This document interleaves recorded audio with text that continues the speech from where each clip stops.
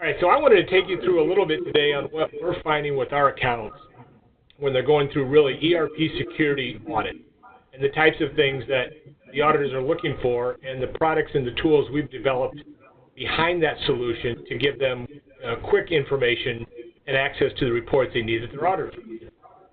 So I labeled it security and compliance reporting, but I'll kind of guide you through each one of the steps of what we're doing. Right? The first thing I really want to talk to you about is the products that we have. So real quick, what I'm going to be covering today is going to be our security reporting for both the S3 applications and for Landmark. And for the most part, everything I'm describing today, I may only show screenshots of S3 or Landmark, but these applications are for both sets of Watson, product suites now. So this can be the Cloud Suite Financials. It can live on-prem. It can live in the cloud. It can just be hosted somewhere if it's a V10 environment, whatever it might be. So we're going to talk about security reporting, where we're showing you user level of access, how a role is defined, how a security class is defined, that kind of thing. And then we have our modeling, which is where we're doing some predictive analysis on what if I were to change the user's role assignment, how does that impact access?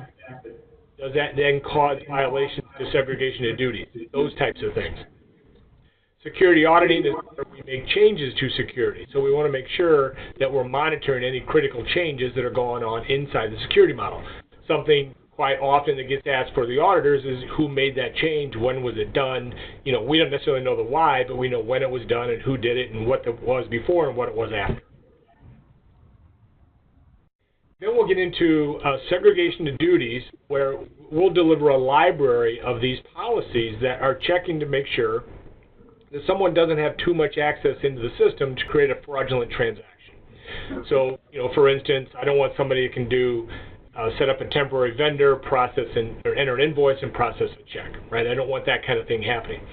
So we deliver a set of policies that will check throughout all the Lawson product suites for violations to things like receiving and closing procedures and receivables and payables. And we deliver about 250 of those policies using over 2,000 rules just to make sure that your security is tight. Then we get into our monitoring application. So there's a couple of ways that we look at activity within the application. So again, Landmark applications or S3 applications, what is going on inside the application? Who's working on which form or which business class? What are they changing? What was the data that they changed? What did it look like before and what did it look like after? So when you get those kind of questions from an auditor, we know where people have been in the system, we know what data they're changing, and we know what they changed it from. So I'll first talk a little bit about the structure. So most of you are probably aware of this, so I won't stand too long, but it'll make sense as we're going through and discussing some of the reports. So the structure behind the S3 LDAP security is you define roles that are, it's a function that the user has within the operation. In each role, you have different security classes that define what are the types of things somebody can do if they have that role. Now, a user can have one or more roles. So things we're concerned about on segregation of duties are, I may have a role that by itself will pass my SOD policies. But if I put two roles together, that may then cause violations. So I have to be able to test individual roles against SOD and combination of roles. A role then is assigned, or one or more roles are assigned to a user. So you kind of see the structure here. I have security classes. The security class will have, in essence, they have forms in them to tell you what the user can get access to. Now, if you haven't done much with Landmark or the Cloud Suite products yet, that's a very similar structure. They've added a kind of a different layer in. We don't call them users anymore. We call them actors, because you can have things like a candidate or a consultant that isn't really an employee and isn't technically a user, and won't necessarily have a role, but they can have certain classes assigned to them. But in essence, it's a very similar structure where I have roles, security class, and now instead of having forms, I have what are called business classes. So vendors is a business class, and employees is a business class. You can see some examples here. So this will set up on how you'll see some of our reports come out and how we do reporting, so our auditors will know what lives in a security class, or what is, when you say I have this specific role and what it does, I need the detail behind that. So let's look at some of the major risks that we've done this over a period of time now that we've accumulated this set of reports, again, like I mentioned earlier, that our customers' auditors are looking for and where they're identifying the largest risks. So I'll go through each one of these and show you what we're doing on them. So impact or role design, and I don't want to read this whole list because we'll go through each of them, right? But we want to make sure our roles are set up right, our roles are defined right, our roles pass our segregation of duties. We want to make sure IT maybe potentially can't get to functional work and functional work can't get to IT security work. We want to make sure we're not sharing IDs. You kind of see the list here, right? How do we manage our users? When we user administration, how do we provision a role? So these are the steps that I want to go through, and the things that generally our customers are looking for, along with some, when we get down to periodic access review, it's like, okay, now I've signed off on access. Tell me what changed since the last time. Tell me what users are active in the system. Tell me users are inactive in the system, right? Or that's the kind of thing I want to know. So let's go through each one of those. So improper role design. So this is really where we're looking at, is a role set up, if a role says it's inquiry only, is it really inquiry only? Does it have security classes in it that are defined as inquiry only, right? Are you granting too much access within a role, or you have not enough access within a role? Do the roles satisfy our SOD policy? So, we don't want to have a role that has a security class, and the role, we've seen this many times, the role is defined as inquiry only, but as I go deeper and start looking at the detail, I have forms in there that have more than inquiry access. So we'll provide at least 4 different reports for you to look up and validate this information. So my role security class report is going to be simply that. What are my roles and what are all the security classes defined? When I go to the object level, that can be just the forms, it can be the categories, the programs, I can do any object. Most of our clients use it at the form level, and then we'll say, okay, now I see that I have this role in the security class, but I want to validate that the forms that are in that security class are in fact set up for inquiry only. Right?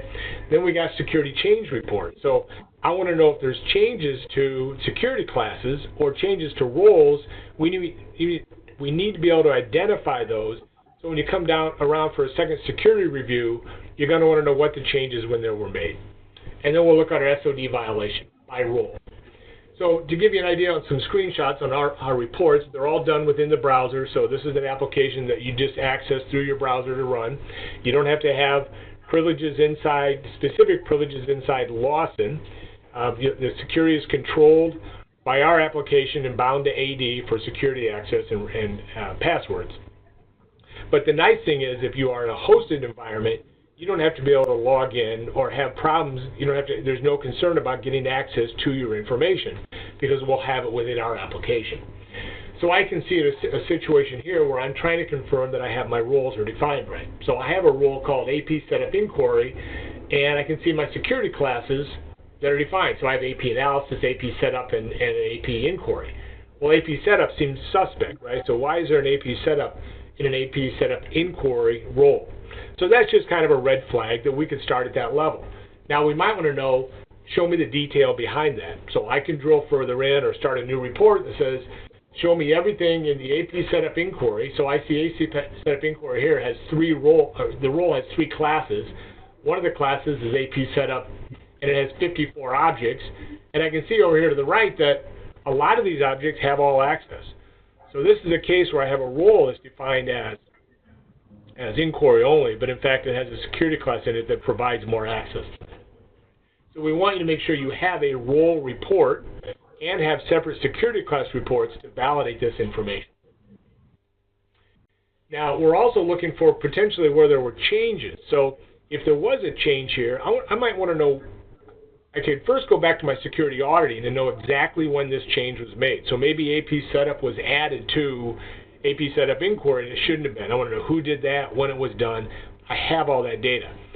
I can also, on a periodic basis, just say, I want to see the changes that have been made to my role security class setup. So we have an easy way for you to run a comparison between what your security looked like at a certain point in time and what it looks like now. So at this report, I'm comparing role security class. So I can see on the left hand, I see for specific roles, I've added some security classes. And on the right side, I see for other roles, I've deleted certain security classes. So the first column tells me if it was an add or a delete. I can do this type of thing with any of my reports. So if I wanted to go all the way down to the object level and see what the rule change was, I can always go and see what the change or how the setup of my roles, my security classes, my user role assignments, whatever it might be, I can see how it compares now to how it compared the last time I went through a security review and everything was signed off on. So we just want to show you the deltas, so maybe you only have to review the changes, not the entire security setup again. Now again, the detail behind this we have in our security audit report, so I can tell you when it was done, I can tell you what it was before and after, if it was changed more than one time, all that kind of information. Now also then, we want to check to see if our roles adhere to our policies. So in this case, I can run a segregation of duty report, and I can pick a specific role that I want to check. And I can say, does that role by itself break my policies? In this case, I did an SOD test on AC Expert, and I can see, in fact, it did violate one of my asset management policies. And I can see on the left side that if I have access to AC capitalization, and on the right side I have access to, I have mass disposals, and on the right side I have access to journal entries, that'd be a violation to us if you have more than inquiry access. If you had inquiry only, that's fine with us. But if you have the ability to do add change, that's a violation. So based on one of our policies, the way I've set up AC Expert as a role is a problem. So we want to be able to do that. Now we can also take this report and check combination of roles. So like I mentioned before, once you have the roles cleaned up, you want to be you got to check to make sure if I put them together for a user, does that cause a problem? So that's what we mean by the improper role security class assignments that our auditors, our customers' auditors are looking for to make sure that they have that information right. Now we get into privileged users, right? So we have to know who is a super admin user in the application, right? They have access to kind of everything.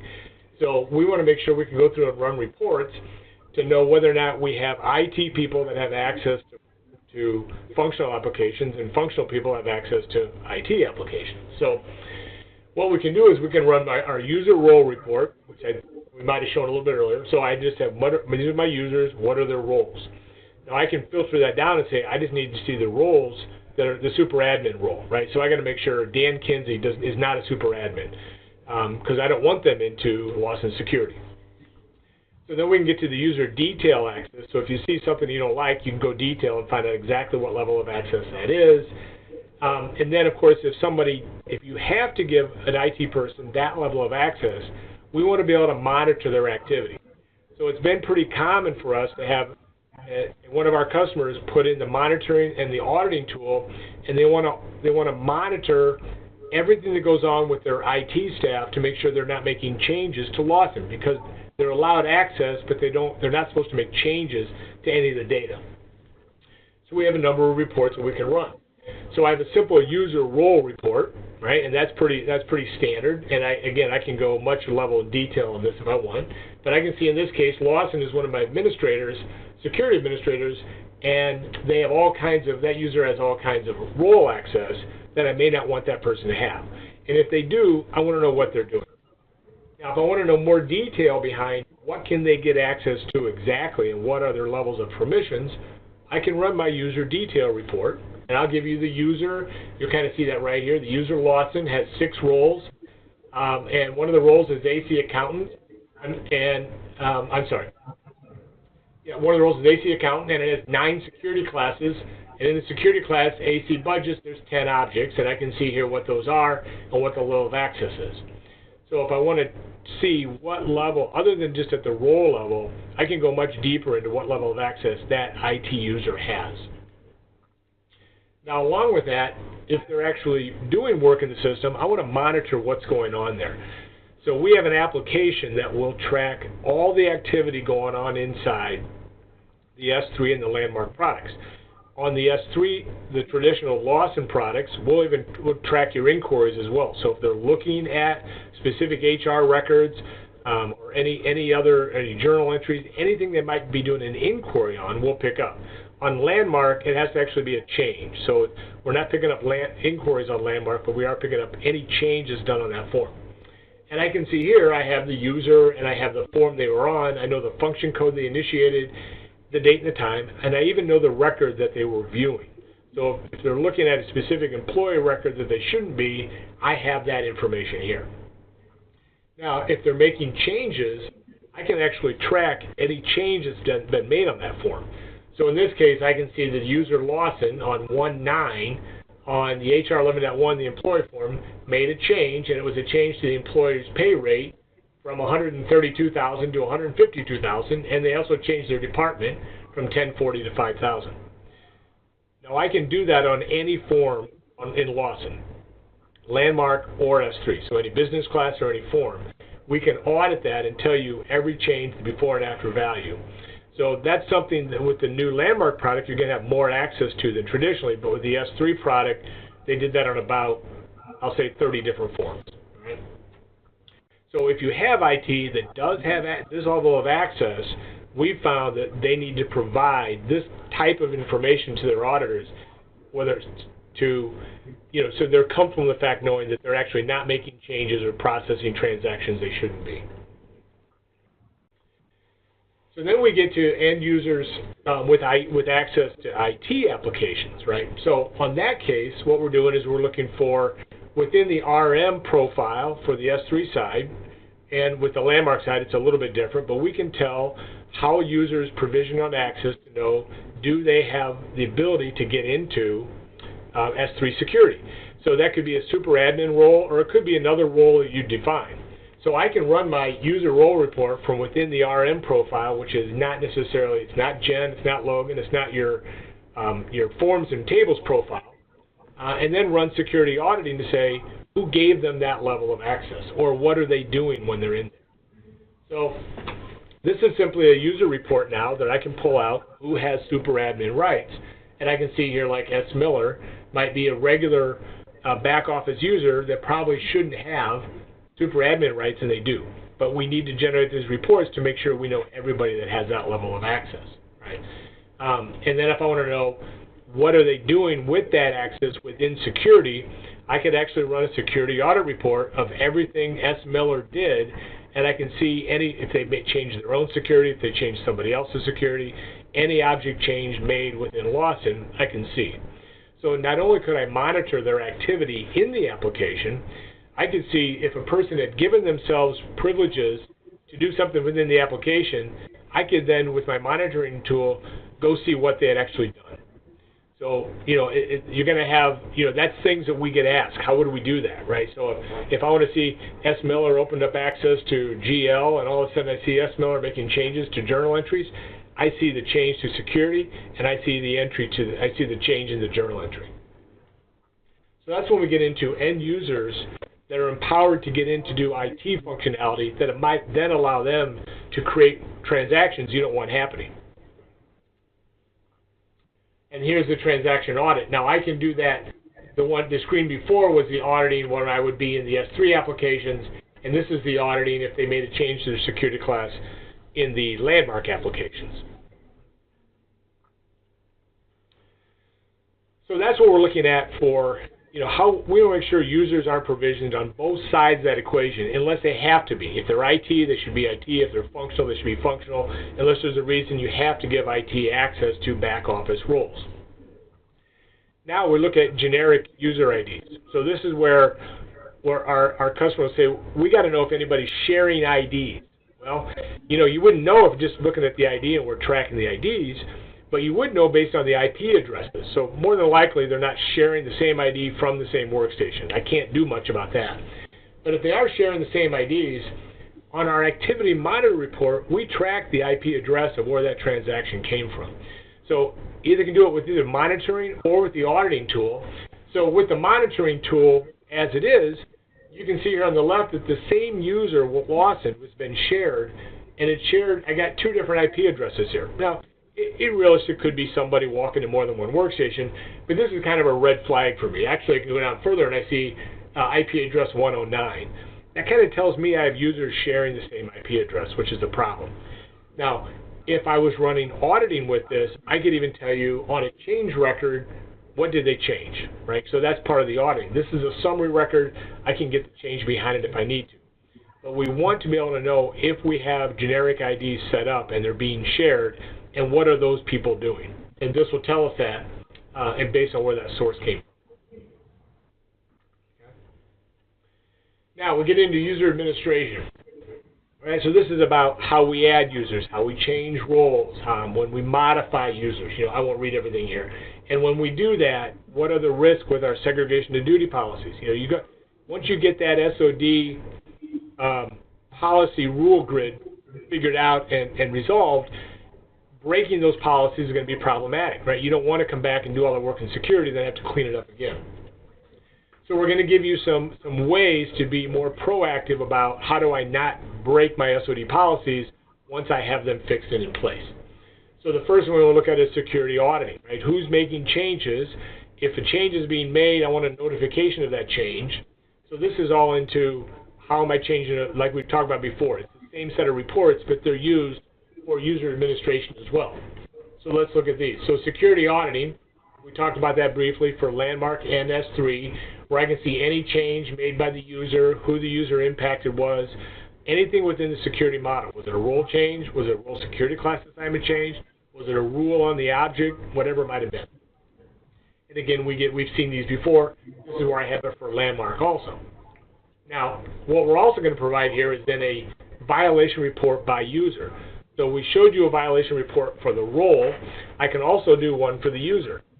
A couple of other things we provide here is that if you decide you want to assign a new role to a user, you can come into our SOD reporting, select the user you want to work with. We'll show you the roles that they currently have assigned to them, and then we'll allow you to add the new role, and you can test to see if that's going to cause a violation in your report. And if it does, it's probably not a role you want to assign to that person until you figure out why it's causing a problem with your SOD violations. So I have reports by user, and I have really the prediction reports or the modeling where I can add a role to an existing user. Now, we also do that in the case of reporting. So if you don't want to just know, do I violate SOD rules, what you also might want to know is what is their security going to look like if I were, in fact, to add a role to somebody. So we developed an application that will do these predictions for you. So if you add a role to a user, if you remove a role from a user, if you add a security class to a role, or if you remove a security class from a role, or multiples, what are the users impacted by those changes? What does their security look like? So if I'm working with a particular user, in this example I am, and I wanted to add the role AP Super, and you can kind of see that right here in the screen, because these are their current roles. AP Super was the one I added. I want to generate a report that tells me how did that change their access. So because I just simply added a role here, we're going to put in green well, next we'll do this for, you can see the sheets at the bottom barely, but we'll do this for categories, programs, tables, system codes, fields, all the different objects within the loss and security. This is the form level. So green will tell me that's new access for that user to the form. Blue would tell me that the access has changed. So I might have done something where they had inquiry access. Now I'm giving them a role that has all access or something more than inquiry, and that's going to override because the least restrictive access wins in Lawson. So if they get all access, it would show up here in blue, which would tell me I'm changing their security somehow. And if I'd done maybe a removal of a security class or a removal of a role, they'll show up in red and say you've removed access to that form. So again, it's only predictive, so that this is what would happen if in fact you went in and made that change in loss and security. And when you see the report the way you want to see it and you've given them access, you can run this modeling or predictive analysis also against your SOD policies.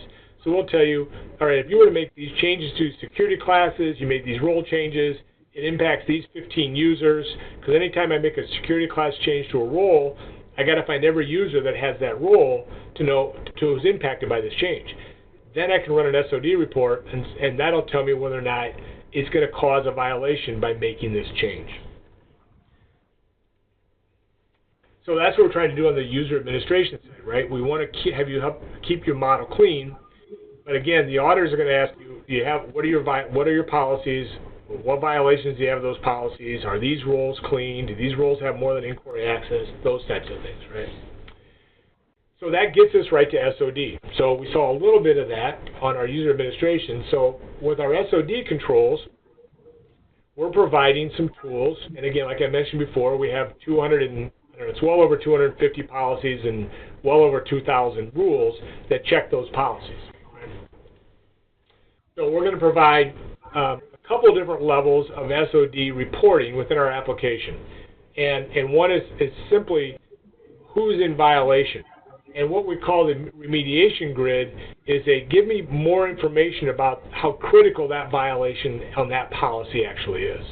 Is this something you need to be concerned about? So to start with, this is our SOD policy setup administration screen. And what we're going to do here is we have these different applications and, well, I'll call them disciplines: asset management, cash management, closing. You can kind of see them across the screen. I'm in payables.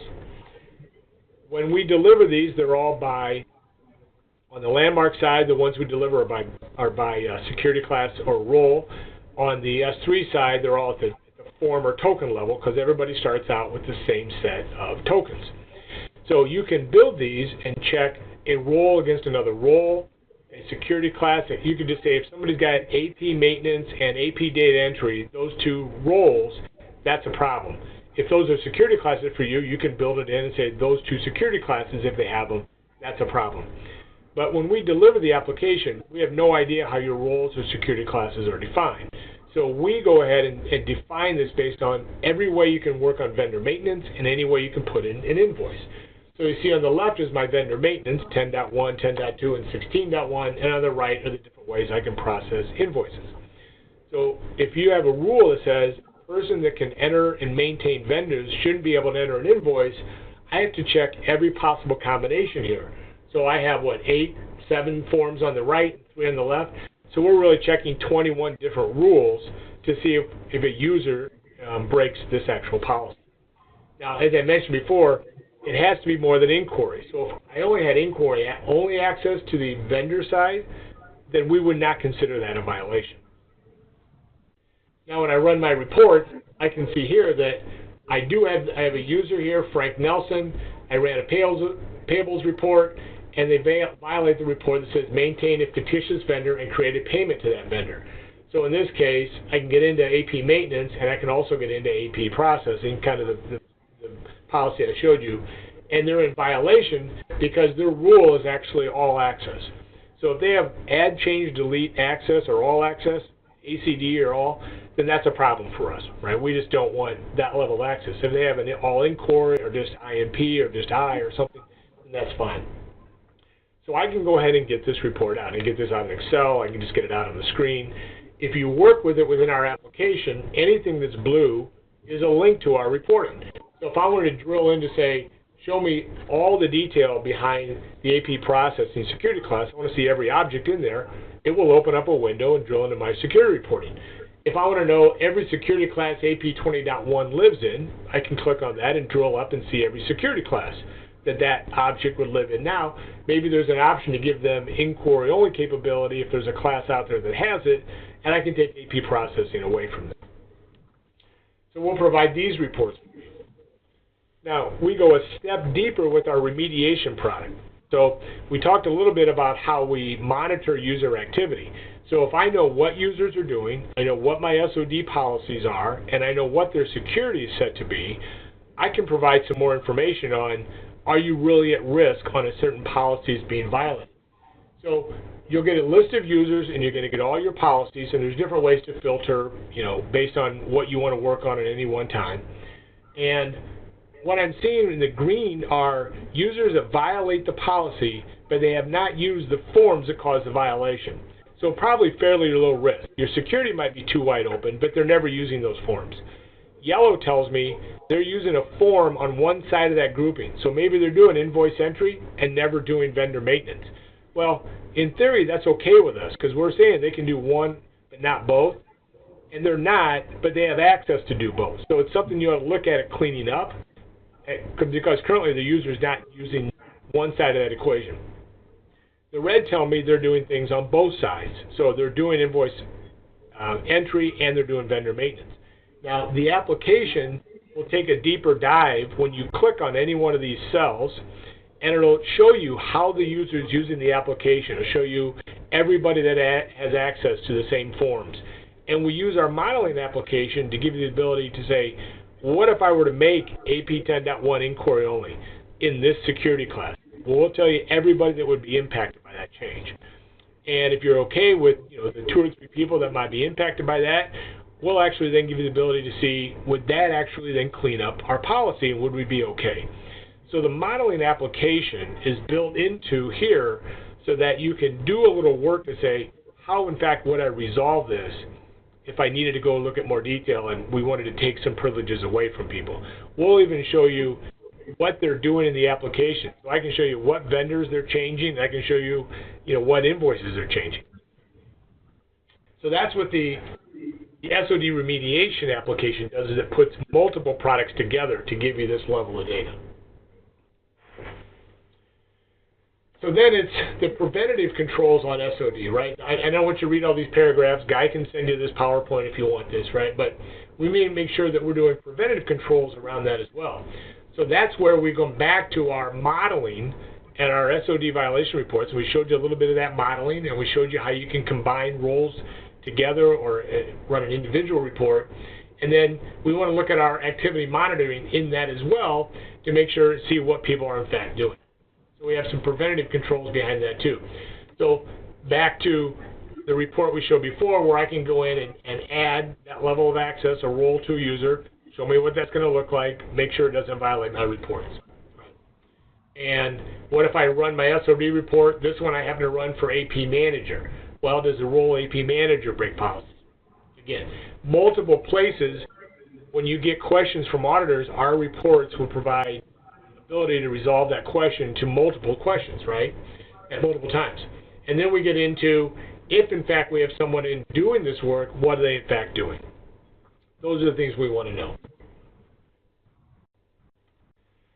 So then let's look at another major risk, which is changes to security. So we've gone through SOD, we've seen our preventative controls, how we can do our modeling, how we can do our predictive analysis, we can check it against policies, we can make sure policies are okay, all of that.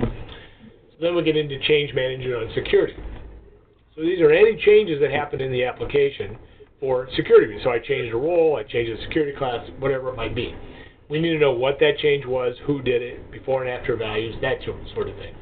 So we're going to give you security audit reports, and then also this snapshot comparison where we can do these historical comparisons. It doesn't tell me every change that might have happened along the way. It just tells me how am I different from before. So I can use that for doing reviews, so I know I've already signed off at a certain level. These are just the changes that were made since my last sign off. If you can sign off on the changes, then we know we're okay. So I can do all those comparison reports or historical reports. So this is one of those, again, this would be the comparison report for my roles and security classes, user role, user role security class changes. So earlier, we had just a user role report. Now I can run a user role security class. I can run a role security class. Any of our reports you can compare to, like this case, I have this WSUAS. We added entry clerk and AP inquiry, which added a number of security classes for her, for William. It added since the last time I ran security, and what was removed since the last time we ran this report. That's what these are for. So then let's look at, and I showed you the other reports we've kind of already gone through, so I didn't put them back up there again. So let's look at the periodic access review. And we lost 10 minutes. Guy, what time do we have until here? Guy, are you there? I didn't hear you. Okay, 10 minutes. All right. I'm kind of going fast because I know we lost some front-end time. I want to show a little product, so I think we have just a couple slides here. So now when we get down to the reviews, we've actually written a number of reports that our clients can just go in and just quickly run and hand over to their auditors. So, you're either going to be asked probably at the user role level or the user all access or detailed level. So we'll provide those. I'm going to show you a little bit more about the security analyzer. And then these are some other reports that our customers are having to provide. When's the last time somebody logged into the system? Give me all the inactive users in the system. Give me a list of all the active users in the system, right? I want to know any users that have a termination date. If you have an employee file, if you have HR payroll, I can reach in and get the termination date. So I know anybody that still has a login but actually has been terminated. So that means you maybe did not disable them and you just terminated them, and here's a list of those users. So these types of reports, including multiple access. So if a user can get access to a form more than one way, we want to show you those so you can maybe resolve that conflicting access. So some of those reports will look like this. So the Access Analyzer, it's the same report that we use for our predictive user modeling and security class modeling, is that we're going to give you a report for each one of your users, and you can define what users go on this report. It'll have their entirety of their security. So we do not allow you to filter any of their roles out because auditors are not comfortable with that. On a lot of our reporting for security administrators, I have the ability to filter out data. I only want to work with a certain set of data that I want to see a certain user or a certain role.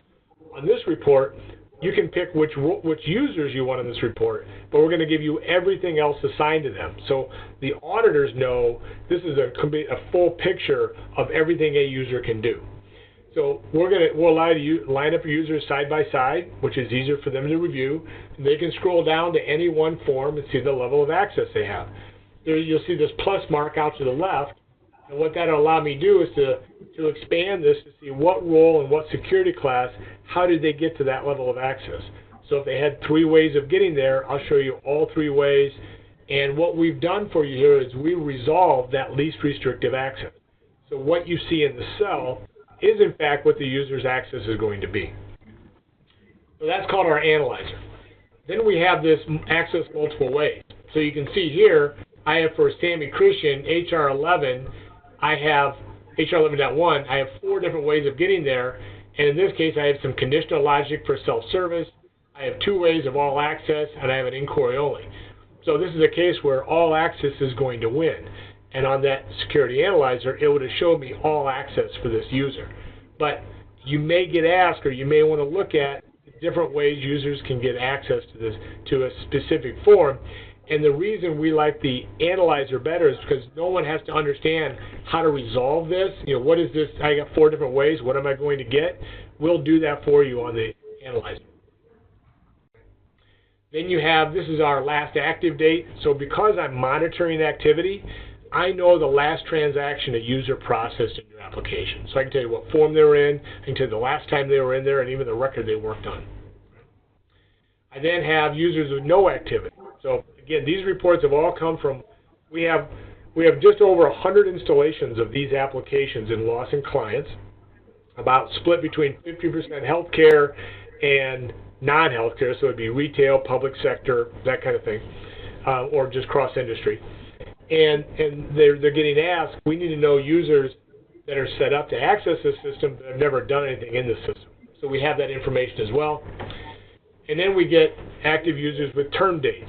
So you've terminated them inside if you have HR payroll, but you haven't disabled them yet. So I can get that information. I think that might be it. And then we can also get a list of your active users and a list of your disabled users, that type of thing. All right? And then we get the last here, the system configuration. So this is where we're looking at, access to specifically sensitive data, right? And we need to control that. So what we'll do is we will make sure you can audit, and that's where we get this monitoring, transaction auditing and monitoring application coming back, and the user detail access report, both of which I've shown you screenshots to. So those are the areas that we're seeing are where the audits, when the audits are coming through, where they need to produce reports. The biggest one being, which seems fairly obvious, is going to be the user detail report, and that's one of the simplest ones for us to get out.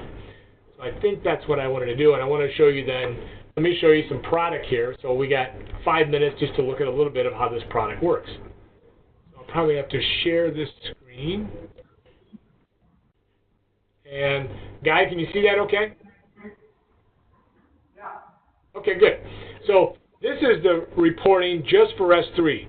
Similar screen for, this is the landmark reporting, right? So we have similar screen for landmark, how we break out actors and roles, security classes, and we parse this Lawson pattern language into different business classes. Well, let me go back on this side. So let's say I want to, up here to the right, I can create a list of my favorites. So maybe I just want to look at the user role security class form, which is the detail report. When I run this, I'm going to be able to do, and one reason I like to show the product is the type of thing you can do with what we call grouping. So filtering-wise, I could have filtered on any particular user I wanted. Here's a list of my users. I can pick the user I want to work with, send them over, right? Or I'll just go to all. I'm going to do all here. I can do that on any one of generally the critical fields on this form. So on this report, because it's user role security class form, I can filter on any one of them. Now, when I do this, it's pretty, I click on a column, it sorts on the column. But if I do grouping, I can drag this up here, and I'm going to go user role security class. So now this is where my screenshot, I see that somebody like B. Thomas has 9 roles. I see AC Asset Clerk has 5 security classes, and I see AC Setup has 22 forms. Here are the forms, and here's the rule assigned to each of those forms. Pretty straightforward. Can export this to Excel this way. I can print it directly this way. I can create a PDF this way, whatever you want. But what makes this tool more powerful than what we've seen available within Lawson is this ability to invert the model or flatten out the model. So by flatten, I mean maybe I just want to know the user's access to forms. So I'm just going to say user form, and I can see B. Thomas has 937, and I can see here AC01.00.1 has 8 different ways of getting access to that form. That's a little bit problematic. Now, I can expand all up here at the top. I won't do that. But I can see for a user, how many different ways can they get to a form. Well, I also may want to invert this and say, I want to see it by form user. And really what I do, I want to put a column filter on it here, and I want to see HR 11. And so now what I've done is looking at the model upside down. And if you look at, if you think back to the screen where I had our security reports, we have like 60 standard out-of-the-box security reports. You can do this on everything we have. So now what I'm doing is I'm looking at HR 11.4. 4 users have access to that. Sammy Christian has 4 different ways of getting there, and this is similar to what we saw on the screenshot. Here are the 4 levels of access they have. So I can look at this from the bottom up and say, give me the form and give me the user, and look at critical forms and show me how people have access to those forms. So if I take that across, here's my role security class, I have the same type of thing here. So if I want to look at it at a role level or just security class level, I could have come in here, run this, just to look at how my security classes are defined, say group it by form, tell it I want HR 11, right? And HR 11.1 belongs to 13 different security classes. Now from in the application then, we can drill up and down throughout here. So if I go to HR Setup Inquiry and I click on this, I can see every role that this is assigned to, and we're going to just drill up in the model for you. And if I see who as an owner or has an HR clerical assigned to them, I can drill up and say one person has HR clerical assigned to them. So this is how, when I go back to my security dashboard, I'll close some of these out, and we just open up different sheets on the browser. You can see here, that's how all of these reports are going to run. So kind of the ones I showed you, kind of under the HR audit, here's your active users with no employee record, active users terminated. We also have, this is our listener activity detail over here. I think we're about time. And then we also have, well, I'll show you real quick, are these role matrix. So at a high level, you have a role matrix, security class, object matrix, identities matrix. What this will do is come back and show you every user, every role, put an X at a high level of what their assignments are. And if you want to know what's within here, you can always drill to more detail. But I don't have time to go into all the products, but, Guy, if you talk to Guy, he would certainly be happy to have us, do a WebEx for your organization so that if you want to take a deeper dive into how does the monitoring work, how do the reports work, what are the SOD policies, everything we do allows you to set up saved reports. It allows you to set up notifications, so I can get alerts if my security changes. I can get alerts if an SOD policy now is being violated because of a security change. I can have user role reports automatically emailed off to maybe a manager of a department to say every quarter I want you to check to make sure your user role assignments are right. All that functionality is built within the application. I'm going to stop right there. My clock says 2:55. Guy, if you have any questions, I can take questions, but I want to make sure we get everybody out in time. Okay, I think we need to wrap up there. Okay. Well, again, thanks for coming. There's a lot of information on our website at kinsey.com about the manuals, there's some videos on how this works. There's all kinds of access to information there. So thanks for stopping in our session today. All right, guys. Of course, I'll be out here at the table if anybody wants to come by. I'd love to chat with you.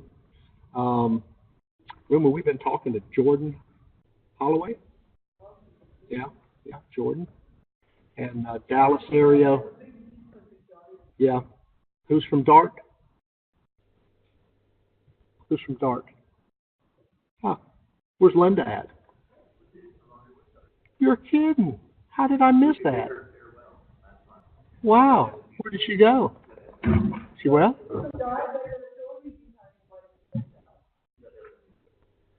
Okay. You'll tell me later?